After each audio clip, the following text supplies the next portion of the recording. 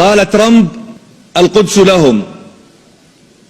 وقال الله عز وجل: فإذا جاء وعد الآخرة ليدخلوا المسجد كما دخلوه أول مرة ليسوءوا وجوهكم وليدخلوا المسجد كما دخلوه أول مرة وليتبروا ما علوا تتبيرا.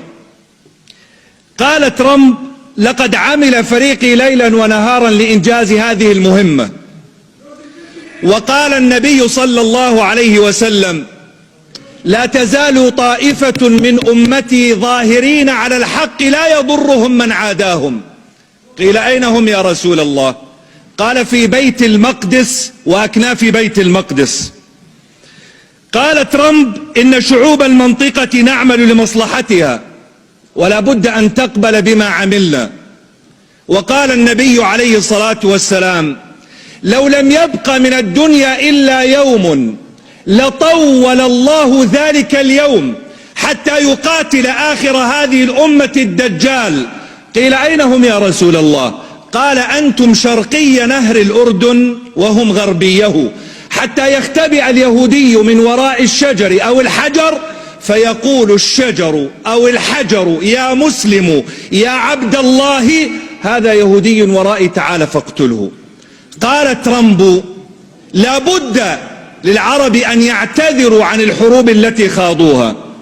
وقال الله عز وجل: ولا تحسبن الذين قتلوا في سبيل الله أمواتا بل أحياء عند ربهم يرزقون. إما أن يقتلنا كلام ترامب وأعوانه، وإما أن يحيينا كلام الله. ونحن على مفترق الطرق، لأنهم يخوضون حربا عقائدية يقرؤون ما هو مسطر في توراتهم ويعملون بمقتضاه، ونحن أمة إذا لم نعمل بما جاء في كتاب ربنا فلا قيمة لنا. نحن اليوم في حالة ضعف، والضعف لا يعيبنا والاحتلال لا يعيبنا، فإن الله عز وجل يقول: وتلك الأيام نداولها. وقال الله عز وجل: ما كان الله ليذر المؤمنين على ما أنتم عليه من غلبة وقوة وارتفاع شأن حتى يميز الله الخبيث من الطيب. فإن كان هنالك من كلمة نقولها فأنا أقول لك: شكرا ترامب، لقد كشفت الحقائق ووضعت كل واحد أمام شخصيته وقلبه وفؤاده. إن القدس ليست حربا ولكنها مشروع أمة. القدس ليست حربا ولكنها مشروع أمة نحتاج فيه إلى أمران. الأمر الأول: ألا نقنط، ألا نهزم.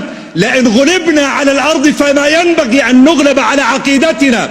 فقد مر في تاريخنا أن التتر دخلوا إلى بغداد فأسروا خليفة المسلمين ووضعوه في شوال من شيد وألقوه في النهر ليموت حريقا غريقا أعمى. وكان خطباء الجمعة يقولون: لتفتحن القسطنطينية ونعم الجيش جيشها ونعم الأمير أميرها. وكان صوت الهمس وقتها يقول: انظروا ماذا يقولون، وصدق الله وكذب التتر. ونحن اليوم نقول: صدق الله وكذب ترامب وأعوانه. والأمر الثاني: أننا نحتاج إلى إعداد مشروع لا إعداد حرب. فنحن ضعفاء والضعف لا يعيبنا، ولكننا نحتاج أن نجعل مشروعا لأبنائنا نقولها لهم ولو كلمة: فلسطين عربية، من بحرها إلى نهرها ومن شمالها إلى جنوبها. وبالعامية: لن يضيع دين وراءه مطالب. فلسطين عربية، من بحرها إلى نهرها ومن شمالها إلى جنوبها. فلسطين عربية، فلسطين عربية، فلسطين عربية، فلسطين عربية، فلسطين عربية.